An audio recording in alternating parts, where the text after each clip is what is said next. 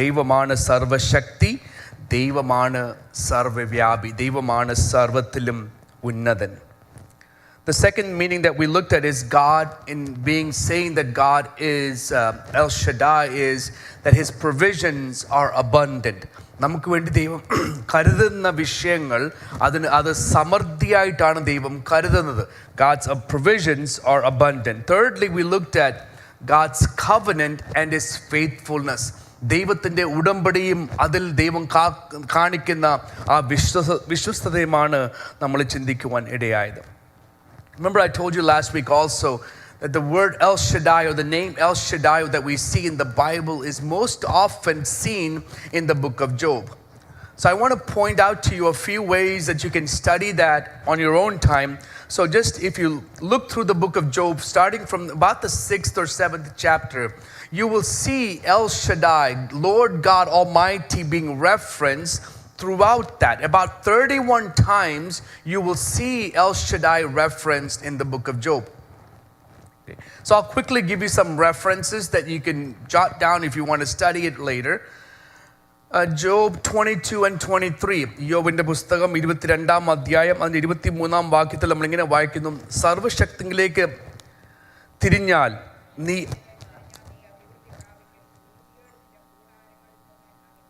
if you return to El Shaddai, he will be the one to give you prosperity or build you up. അങ്ങനെ ആകുമ്പം നമ്മൾ സർവശക്തിയിലേക്ക് നമ്മൾ തിരിയുവാണെങ്കിൽ അവിടെ നമ്മൾ കാണുന്ന ദൈവത്തിൻ്റെ ആ സർവശക്തിയുടെ മാഹാത്മ്യം എന്ന് പറയുന്നത്, the Lord is the one who builds us up. The Lord who is the one who gives us prosperity. Okay. 22-ാം അധ്യായം, ആ സെയിം അധ്യായം 25-ാം വാക്യം ഒന്ന് നോക്കിക്കേ.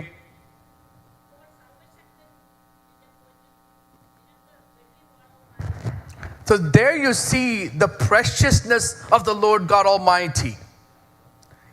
The verses prior to that says, when you put aside all the idols, when you put aside all the things that you deem to be precious in your life, and you come back to the Lord Jesus, you come back to the Lord El Shaddai, then he becomes your gold and silver. In other words, El Shaddai is precious to us.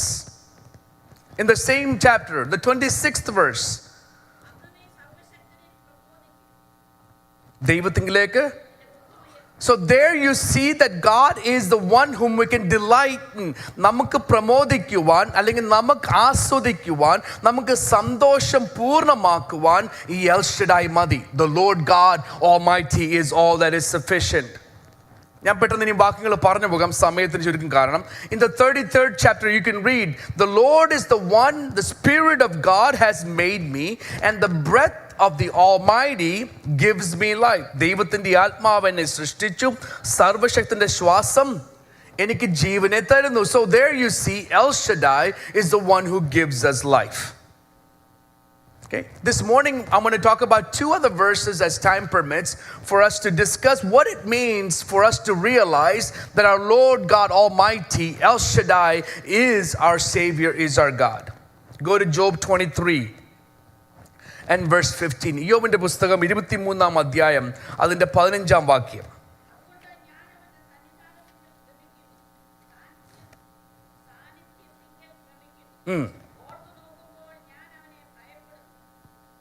ചിന്തിച്ചു നോക്കട്ടെ, ഇവിടെ യോബ് പറയുവാണ്, ഞാൻ സർവശക്തനെ ഓർക്കുമ്പോൾ എനിക്കുണ്ടാകുന്ന ഒരു മനോഭാവം, a mindset or a perspective that I have when I think that my God is God Almighty.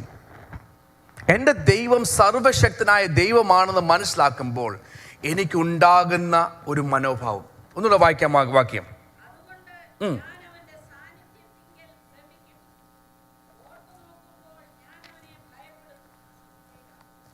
ഇല്ല അത് തന്നെയാണ്. 23 verse 13 അത് അങ്ങോട്ടുണ്ട്, ബാക്കി അവിടെ ഉണ്ട്. 15 വായിച്ചു, verse 15. Sorry. Therefore I am terrified at his presence. When I consider, I am in dread of him. ഞാൻ ദൈവത്തെ ഓർക്കുമ്പോൾ, ദൈവസന്നിധി ഓർക്കുമ്പോൾ, എൻ്റെ ദൈവം സർവശക്തനാണെന്ന് ഞാൻ മനസ്സിലാക്കുമ്പോൾ എനിക്കുണ്ടാകുന്ന ചിന്ത, എനിക്കുണ്ടാകുന്ന മനോഭാവം, ഞാൻ ദൈവത്തെ ഓർത്ത് ഭയപ്പെടുന്നു. I have fear when I think about the Lord God.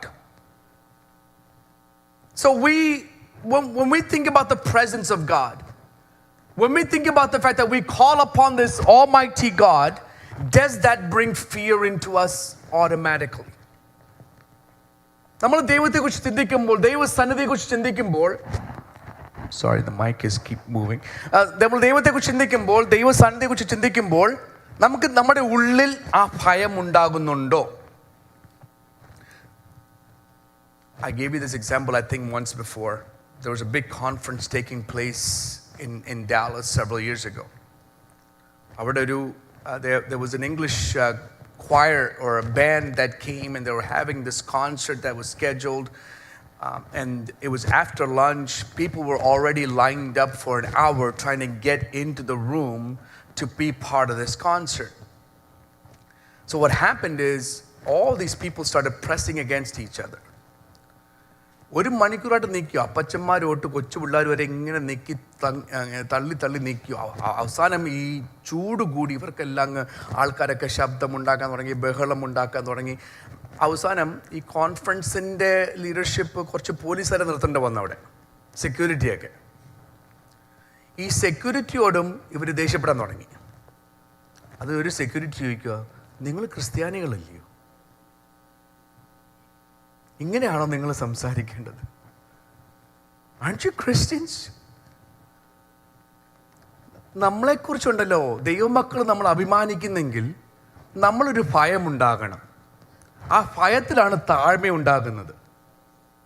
Right? We must have that sense of fear for the holy God whom we call upon. അത് ചർച്ചിൽ മാത്രമല്ല, നമ്മൾ എവിടെ കൂടിയാലും, നമ്മളെ ആൾക്കാർ എവിടെ കണ്ടാലും അവർക്ക് നമ്മുടെ സ്വഭാവത്തിൽ കൂടെ മനസ്സിലാകണം നമ്മളൊരു ദൈവ പൈതലാണ്. Especially when we come into the sanctuary, we must understand we're sitting in the presence of God. And Job is saying, when I think about my God and I understand that He's God Almighty, I tremble in His presence. I have fear in His presence. In Psalms 119, 110 സങ്കീർത്തനത്തിലും സങ്കീർത്തനക്കാരൻ ഈ അതേ ആശയമാണ് പറയുന്നത്. In Psalms 119, 118 to 120, 119 സങ്കീർത്തനം 118, 19, 20.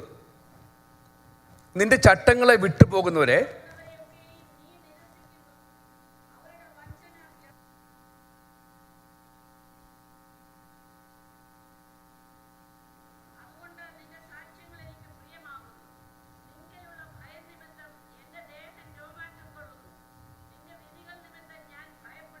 Look at what the psalmist is saying.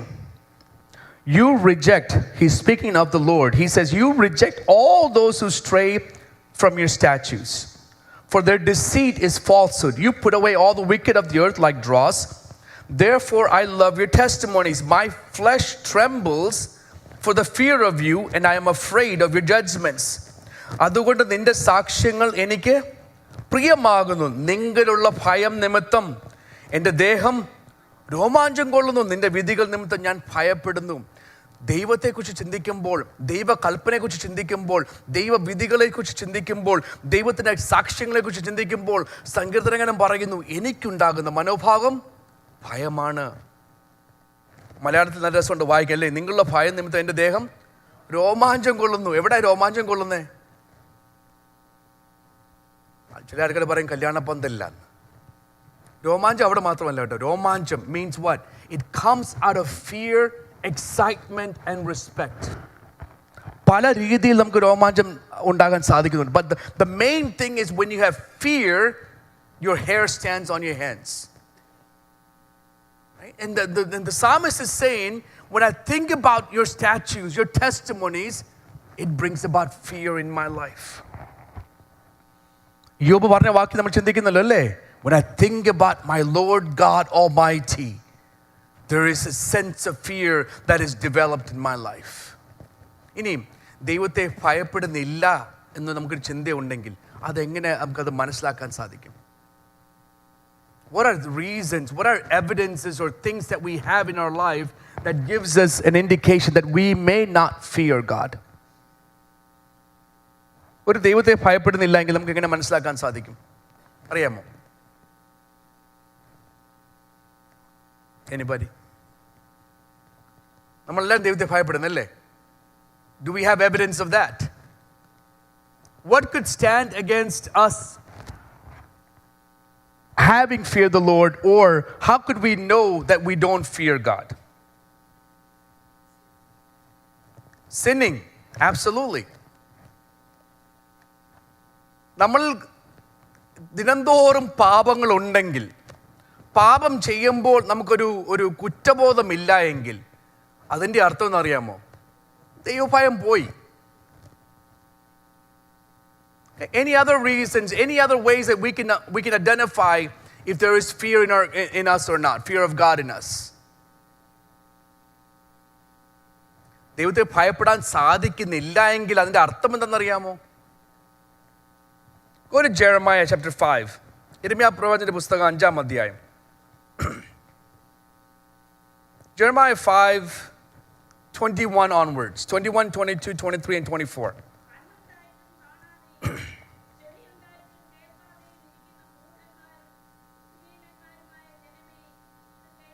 Okay, മുളിയാൻ്റെ ഒരു minute. Just യിരെമ്യാ പ്രവാചകൻ പറഞ്ഞ വാചകങ്ങൾ അവരെ അഡ്രസ്സ് ചെയ്ത് കേട്ടോ. സർവശക്തനായ ദൈവത്തിൻ്റെ വിശുദ്ധന്മാരായ ദാസന്മാരെ നിന്നും അല്ല പറഞ്ഞേക്കുന്നത് ഇവിടെ. ഇവിടെ പറയുന്നു, കണ്ണുണ്ടായിട്ടും കാണാതെയും ചെവി ഉണ്ടായിട്ട് കേൾക്കാതെയും ഇരിക്കുന്ന മൂഢന്മാരും ബുദ്ധിഹീനരുമായ ജനമേ. നമുക്കത് വായിക്കുമ്പോഴേ അറിയാം ഇതൊരു പോസിറ്റീവ് ന്യൂസ് അല്ല, ഇതൊരു ഗുഡ് ന്യൂസ് അല്ല, ഇതൊരു പ്രോത്സാഹന മെസ്സേജ് അല്ല. ഓക്കെ, ഇനിയും വായിച്ചോ. 23.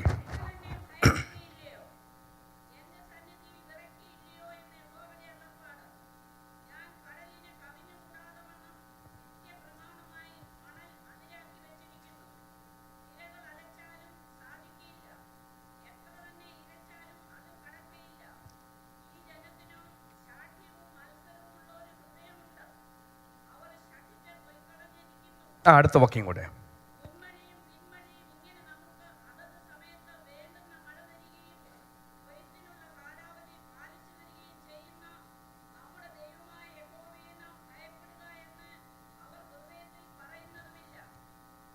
ഇസ്രായേൽ ജനത്തെ നോക്കിക്കൊണ്ട് ദൈവം ഒരു ചോദ്യം ചോദിക്കുക, നിങ്ങൾ എന്നെ ഭയപ്പെടുകയില്ലയോ?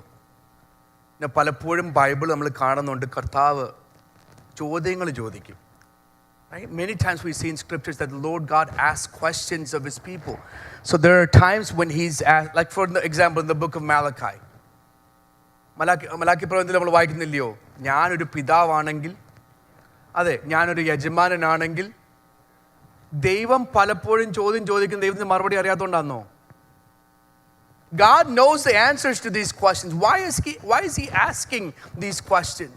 He's making the people understand how they should be thinking. He's making the people understand how they should be responding, what responses, what mindset, what perspective they should have. So you see God asking questions rather than giving a commandment. So in this case, the Lord God Almighty is asking through Jeremiah, people, do you not fear me?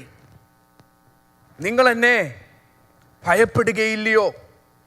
എൻ്റെ സന്നിധിയിൽ വിറയ്ക്കുകയില്ലയോ? Do you not tremble in my presence? We worship, we sing, we have shouts of joy, we praise God, we thank God. All of this is true in a service, in a worship service.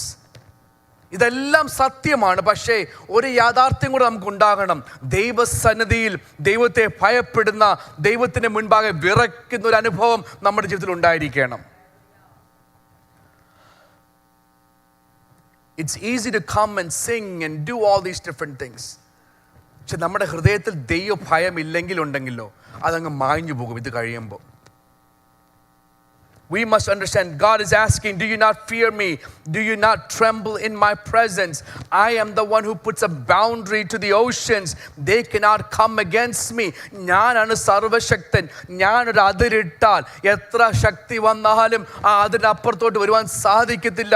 പിന്നെയും ദൈവം ചോദിക്കുക, മുൻമഴയും പിന്മഴയും ഇങ്ങനെ നമുക്ക് അതത് സമയത്ത് വേണ്ടുന്ന മഴ തരികയും കൊയ്ത്തിനുള്ള കാലാവധി പാലിച്ചു തരികയും ചെയ്യുന്ന നമ്മുടെ ദൈവമായ യഹോവയെ നാം ഭയപ്പെടുക എന്ന് അവർ ഹൃദയത്തിൽ പറയുന്നില്ല.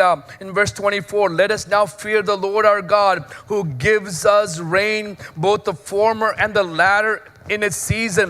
He reserves for us the appointed weeks of harvest. അവരുടെ ഹൃദയത്തിൽ ആ ദൈവത്തെ ഭയപ്പെടുവാനുള്ള താല്പര്യമോ മനസ്സിലാക്കലോ ഇല്ല. അതുകൊണ്ട് ദൈവം പറയുവാണ്, നിങ്ങൾക്ക് ഞാൻ എല്ലാം തരുന്നുണ്ട്. I am providing for you all these things, the former rain, the latter rain, the season to harvest. Yet in your heart you have no respect for me, you have no fear for me.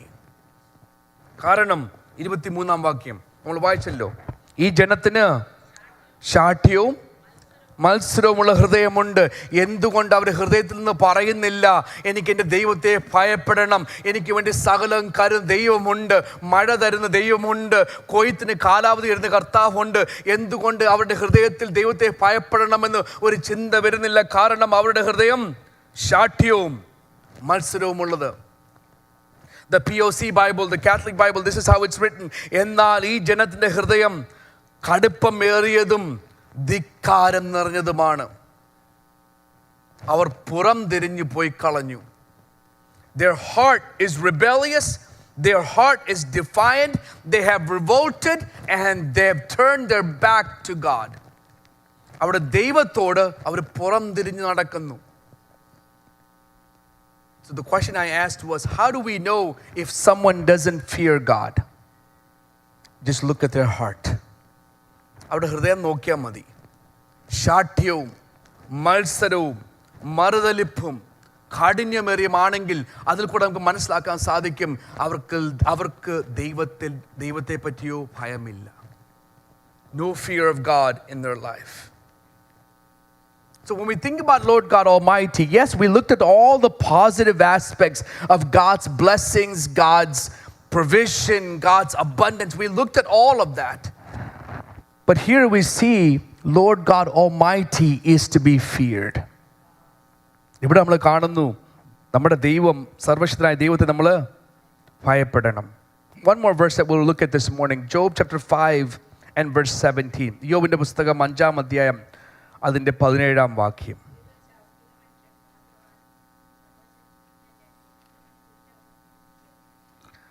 Behold, blessed is the man whom God corrects. Therefore do not despise the chastening of the Almighty. ഇവിടെയും ആ L ഷഡായ് എന്നുള്ള വാക്കാണ് നമ്മൾ കാണുന്നത്. ഈ L ഷഡായ് ആരാണ്? നമ്മളിപ്പോൾ വായിച്ച വാക്യത്തിൽ, the one who corrects us, one who disciplines us. നമ്മളെ ശാസിക്കുന്ന ഒരു സർവശക്തനായ ദൈവം.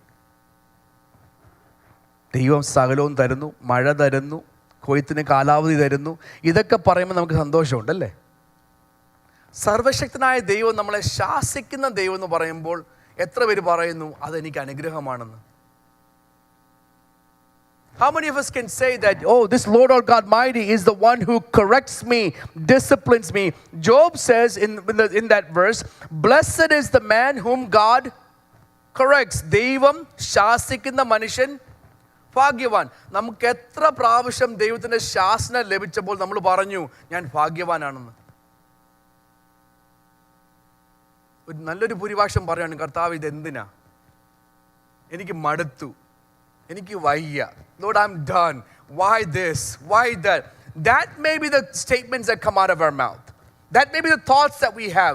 But Job, who is struggling with no friends around that can support him, encourage him, in the midst of that, he is here in this verse, blessed is the one whom God corrects.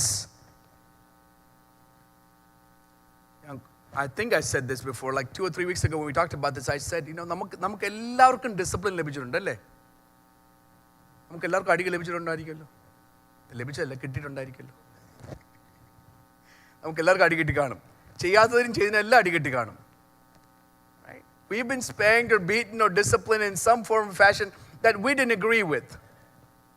പക്ഷെ നമ്മുടെ ശാസനയും ദൈവത്തിൻ്റെ ശാസനയും തമ്മിൽ ഒത്തിരി വ്യത്യാസമുണ്ട്. There's a big difference between the discipline and the correction that the Lord God gives and we have administered to our children or our parents have administered to us. നമ്മുടെ ആരുടെയും പപ്പായ mummy നമ്മളെ അടിച്ചപ്പം പറഞ്ഞില്ല ഞാൻ ഭാഗ്യവാൻ. ആരെങ്കിലും പറഞ്ഞിട്ടുണ്ടോ? ഉണ്ടെങ്കിൽ അവരുടെ നിങ്ങളുടെ പേരൻസിനേക്ക് ഒന്ന് പരിചയപ്പെടണം. No one has said, oh yes, my dad disciplined me, my dad corrected me, I'm a blessed man, I'm a blessed person. We don't talk about it in that sense. നമ്മൾ മുഖം വേർപ്പിച്ച് റൂമിൽ കയറിയിരിക്കും, അല്ലെങ്കിൽ വാതിലടയ്ക്കും, അല്ലെങ്കിൽ വെളിയിൽ പോയിരിക്കും. ഇതൊക്കെയാണ് നമ്മുടെ ചിന്ത. പക്ഷെ ദൈവം നമ്മളെ ശിക്ഷിച്ചാൽ, ദൈവം നമുക്കൊരു ശാസന തന്നാൽ, that's a beautiful thing. Because divine blessing or divine correction is actually a blessing and not a curse. ദൈവിക ശാസനയുണ്ടല്ലോ, അതൊരിക്കലും നമുക്ക് ശാപമായിട്ട് മാറത്തില്ല, അതെപ്പോഴും നമുക്ക് അനുഗ്രഹമാണ്. It's always a blessing. El Shaddai is the one who protects us. El Shaddai is the one who provides for us. El Shaddai is the one who is to be feared. El Shaddai is the one who loves us. But El Shaddai also demonstrates his love by disciplining us. And he alone is the one who is best at doing that. Correction or discipline, that often sounds like hardship. It often sounds like pain. It often sounds like suffering. But if it comes from the hand of God, all of that is a blessing. That's a big difference in the way we look at correction and discipline and the way that the Lord God looks at correction and discipline. ആ വാക്യം വായിക്കുമ്പോൾ പറയുന്നു, blessed is the man whom God disciplines or corrects. Therefore do not despise the chastening of the Almighty. ദൈവം ശാസിക്കുന്ന മനുഷ്യൻ ഭാഗ്യവാൻ. സർവശക്തന്റെ ശിക്ഷ നീ എന്ത് ചെയ്യില്ല?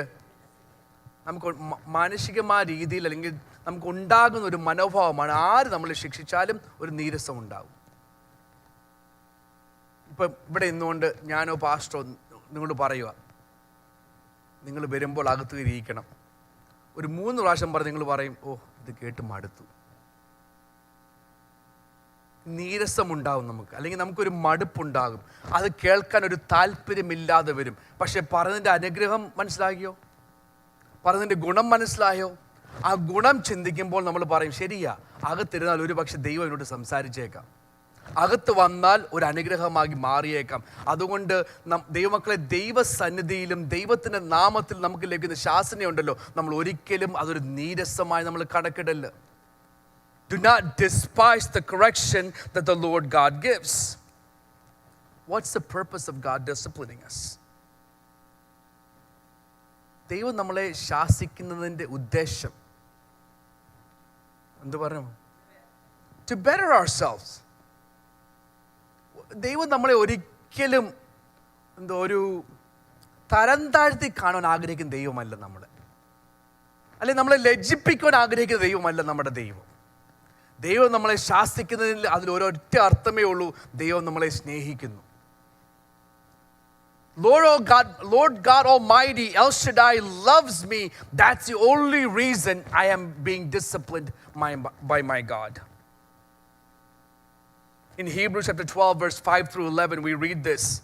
You have forgotten that the exhortation that addresses you as son.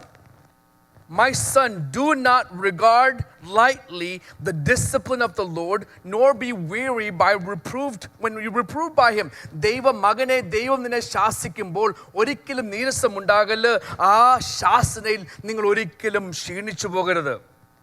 അടുത്തത്, the Lord disciplines those whom he loves. ദൈവം സ്നേഹിക്കുന്നതിന് എന്ത് ചെയ്യുന്നു? ശിക്ഷിക്കുന്നു. അങ്ങനെയാണെങ്കിൽ നമുക്ക് ശാസന ലഭിക്കുന്നെങ്കിൽ അതിൻ്റെ അർത്ഥം എന്നറിയാമോ? ഇന്ന് പകൽക്കാലം നമ്മളെ സ്നേഹിക്കുന്ന ഒരു ദൈവമുണ്ട്. Think about the opposite. If God is not disciplining us, which means what? God doesn't love us anymore. നമുക്കൊരു ഔൺസ് ദൈവത്തെ ഭയമുണ്ടെങ്കിൽ, ഒരു ഔൺസ് നമുക്ക് ദൈവത്തോട് അടുക്കുവാൻ താല്പര്യമുണ്ടെങ്കിൽ, this Lord God Almighty will love us, and that love is demonstrated by the fact that he disciplines us. അവിടെ വായിക്കുന്നു, അവർ ശിക്ഷിച്ച കുറെ കാലവും തങ്ങൾക്ക് ബോധിച്ചു മതി, അവനോ നാം വിശുദ്ധി പ്രാപിക്കേണ്ടതിന് നമ്മുടെ ഗുണത്തിനായി നമ്മെ ശിക്ഷിക്കുന്നു. He disciplines us that we may share in his holiness. Right? That's what I was asking. What's the purpose of God disciplining us? Why is it that El Shaddai would go to the pains of correcting us? It's so that we may become more and more like Him. We may share in the holiness of the Lord God. ഏത് ശിക്ഷയും തൽക്കാലം സന്തോഷകരമല്ല. ദുഃഖം അത്രയെന്ന് തോന്നുന്നു. പിന്നത്തതിലോ അതിനാൽ അഭ്യാസം വന്നവർക്ക് നീതി എന്ന സമാധാനം. No discipline is enjoyable while it's happening because it is painful. But afterward there will be a peaceful harvest of right living for those who are trained in this way. ഏത് ശിക്ഷയും തൽക്കാലം സന്തോഷമല്ല. ഞാൻ പറഞ്ഞല്ലോ, നമുക്ക് ഇതുവരെ നമ്മൾ അങ്ങനെ ചിന്തിച്ചിട്ടില്ല. എനിക്ക് ലഭിച്ച ശിക്ഷ എനിക്ക് സന്തോഷമാണെന്ന്. ആ സമയത്ത് when that's happening it's not joyful. പക്ഷേ ദൈവത്തിൻ്റെ വചനം പറയുന്നു, പിന്നത്തേതിലോ അതിനാൽ അഭ്യാസം വന്നവർക്ക് നീതി എന്ന സമാധാന ഫലം. But afterward there's a peaceful harvest of what's happening. ഒരിക്കലെങ്കിലും കഷ്ടത വന്നപ്പോൾ, പ്രയാസം വന്നപ്പോൾ നമ്മൾ പറഞ്ഞിട്ടുണ്ടോ, കർത്താവേ വന്നത് നന്നായി? Anytime any sort of afflictions come, have you stopped and said, yes, that's a good thing? നമ്മൾ പാടും, കണ്ണുനീരെന്ന് മാറുമോ, ഈ കഷ്ടത എന്ന് മാറുമോ, ഈ വേദന എന്ന് മാറുമോ, ഇതൊക്കെ നമ്മൾ പാടും. പക്ഷെ എത്ര പ്രാവശ്യം കഷ്ടപ്പാട് വന്നപ്പോൾ അല്ലെങ്കിൽ കഷ്ടത വന്നപ്പോൾ വേദന ഒന്നും പറയും, കർത്താവേ ആ കഷ്ടത വന്നതുകൊണ്ട് ഗുണമായി. പക്ഷെ സങ്കീർത്തനം പറഞ്ഞു കേട്ടോ, the psalmist said, കഷ്ടതയിലാകുന്നതിന് മുമ്പ് ഞാൻ തെറ്റിപ്പോയി, ഇപ്പോഴോ ഞാൻ നിന്റെ വചനത്തെ പ്രമാണിക്കുന്നു. Before I was afflicted, I went astray, but now I keep your word. ഒരു പക്ഷേ ചില ശാസന വരുമ്പോൾ, കഷ്ടത വരുമ്പോൾ, വേദന വരുമ്പോൾ നമ്മൾ തിരിഞ്ഞു നോക്കിയിട്ട് പറയും, കർത്താവേ ആ കഷ്ടത വന്നില്ലായിരുന്നെങ്കിൽ ഞങ്ങൾ അങ്ങയുടെ സന്നിധി വിട്ടു പോയേനെ. പക്ഷെ അത് വന്നതുകൊണ്ട് എനിക്ക് അങ്ങയുടെ വചനത്തെ പ്രമാണിക്കുവാൻ സാധിക്കുന്നു. Because that affliction came, because that pain came, now I am able to obey the word of God. Sometimes trials come into our life not to make you feel like you're not worthy of something. The trials come into your life to pull you back into the path of God, pull you back into the commandments of God, pull you back into the presence of God, and pull you back to say, yes, I will obey the word of God. That's why in the book of James we read this verse. Blessed is the man who remains steadfast under the trials. For when he has stood the test, he will receive the crown of life which God has promised to those who love him. പരീക്ഷ സഹിക്കുന്ന മനുഷ്യൻ ഭാഗ്യവാൻ. അവൻ കൊള്ളാകുന്നവനായി തെളിഞ്ഞ ശേഷം കർത്താവ് തന്നെ സ്നേഹിക്കുന്നവർക്ക് വാഗ്ദത്തം ചെയ്ത ജീവകിരീടം പ്രാപിക്കും. We often get tired of some of the pain and the afflictions and the problems. But James says, if you are able to endure the trials and the afflictions, there comes a time when you'll receive the right reward from the Lord God Almighty.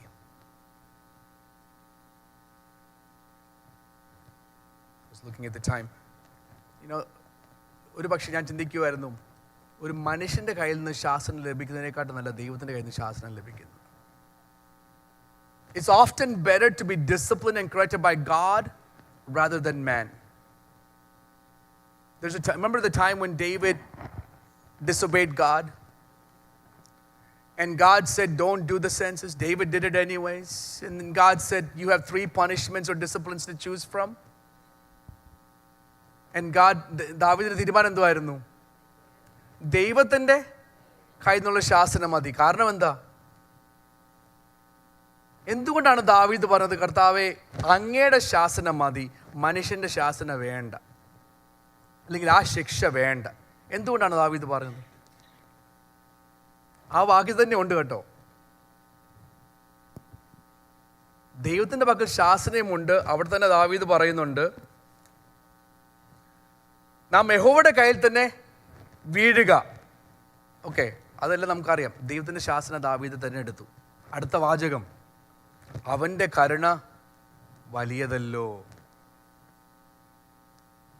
നമ്മളൊരു വ്യക്തിയോട് തെറ്റ് ചെയ്തിട്ട് പോയി ക്ഷമ ചോദിച്ചാലും പിന്നെ എടുക്കും 2 വർഷം ഒന്ന് വർത്താനം പറയാൻ. പിന്നെ എടുക്കും ആ മുഖം ഒന്ന് വീർപ്പൊന്ന് മാറ്റി കാണുവാൻ, പിന്നെ എടുക്കും സമയം. നമ്മൾ മുട്ടുമേൽ നിന്ന് ക്ഷമ ചോദിച്ചാലും നമ്മോട് ക്ഷമിക്കാത്ത ആൾക്കാരുണ്ട്. പക്ഷെ ദാവീദ് പറയാ, എനിക്ക് എൻ്റെ ദൈവത്തിൻ്റെ കയ്യിലുള്ള ശിക്ഷ മതി. കാരണം മനുഷ്യൻ ക്ഷമിക്കത്തില്ല, മനുഷ്യനധികം വിട്ടുവീഴ്ച കാണിക്കാൻ പോകുന്നില്ല, എൻ്റെ ആത്മാർത്ഥത ഒരുപക്ഷെ മനസ്സിലാക്കുന്നില്ല. പക്ഷെ എൻ്റെ ദൈവത്തിൻ്റെ കരുണയുണ്ടല്ലോ, അത് വലിയതാ. The mercy of the Lord God Almighty is abundant. Yes, I will run to Him for discipline, because at the same time He disciplines me, He will give me mercy also.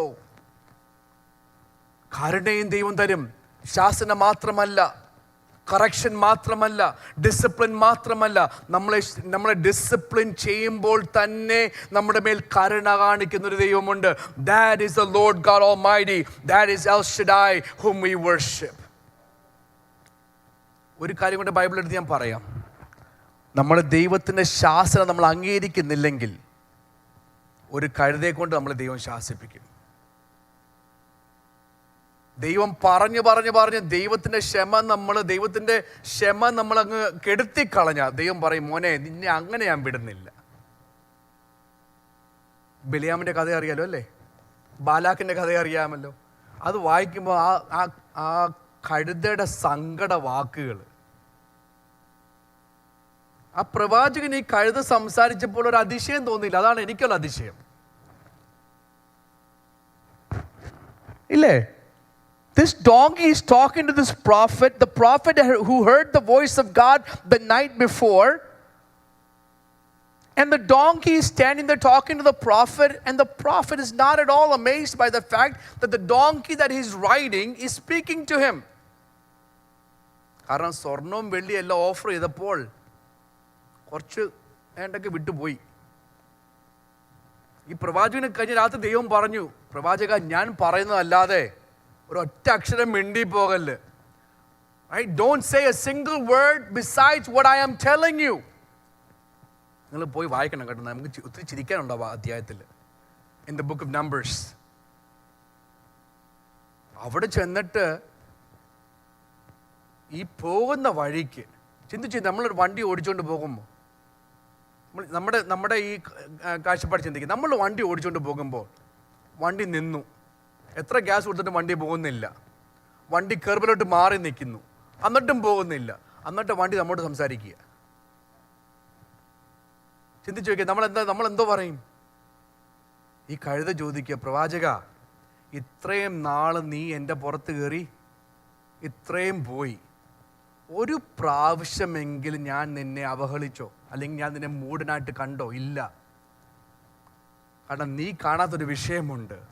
ദൈവത്തിൻ്റെ ദൂതൻ ഊരിയ വാളുമായി എൻ്റെ മുൻപേ നിൽക്കുന്നു. ദൈവം പറഞ്ഞിട്ട് നീ അനുസരിച്ചില്ല, ദൈവത്തെ നീ ഭയപ്പെട്ടില്ല, ദൈവത്തിൻ്റെ ശാസ്ത്രം നീ അംഗീകരിച്ചില്ല. അതുകൊണ്ട് ദൈവം എന്നോട് പറയും നിന്നോട് സംസാരിക്കാൻ. അതുകൊണ്ട് ദൈവം എന്നോട് പറയുന്നു മുന്നോട്ട് പോകരുതെന്ന്. പോയാൽ നിന്റെ അപകടം, ആ അപകടം ഒഴിവാക്കാനാണ് നിന്റെ കാല് ഞാൻ അല്പം ഒന്ന് ഞെരുക്കിയത്. കാരണം എന്നറിയാമോ, ഒരു കഴുത നമ്മളെ ശാസിക്കണമെങ്കിൽ അത്രത്തോളം ദൈവം അടുത്തിട്ടല്ലയോ? അല്ലെങ്കിൽ വേറെ ചിന്തിച്ചാൽ ദൈവം അത്രത്തോളം നമ്മളെ സ്നേഹിച്ചുകൊണ്ടല്ലയോ? ഒരു പക്ഷേ നിങ്ങൾ പല മെസ്സേജസ് കേൾക്കുമ്പോൾ മടുപ്പുണ്ടായിരിക്കാം. If we stand here and preach from the word of God, maybe you think, oh, this is not for me, I don't have to hear the voice of God. നിങ്ങൾ മറുതലിച്ചോ കുഴപ്പമില്ല, പക്ഷേ ഒരു കഴുതയെ പിടിച്ചു നിർത്തി ദൈവം നിങ്ങളോട് സംസാരിക്കും.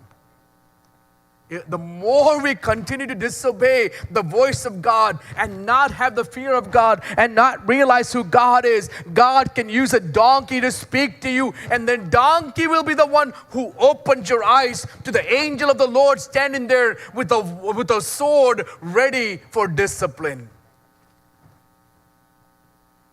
നമുക്ക് കണ്ണുണ്ടെങ്കിൽ നമ്മൾ കാണുന്നില്ല കേട്ടോ, ചെവി ഉണ്ടെങ്കിൽ നമ്മൾ കേൾക്കുന്നില്ല. എന്താ അറിയാമോ?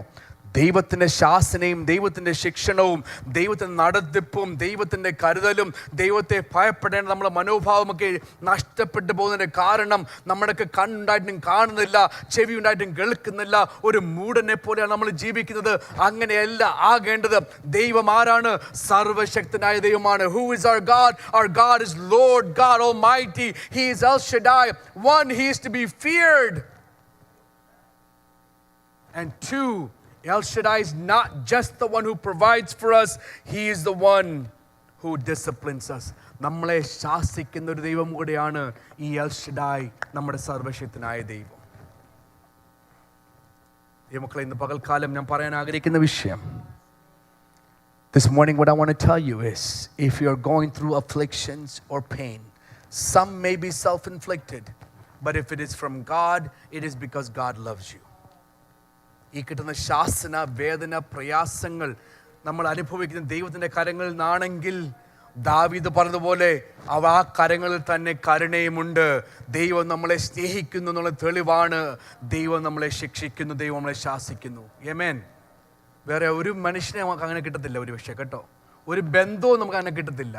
പക്ഷെ ഇന്ന് പകൽക്കാലം നമ്മൾ അറിഞ്ഞിരിക്കണം, നമ്മളെ ശാസിക്കുന്ന ദൈവം നമ്മളെ ശാസിച്ചങ്ങ് വിടുകയല്ല, നമ്മളെ സ്നേഹിക്കുന്ന ഒരു കർത്താവാണ്. Our God is the one who just not disciplines and corrects us, but he is the one who shows mercy. He is the one who loves us. This morning shall we prepare our hearts for worship service.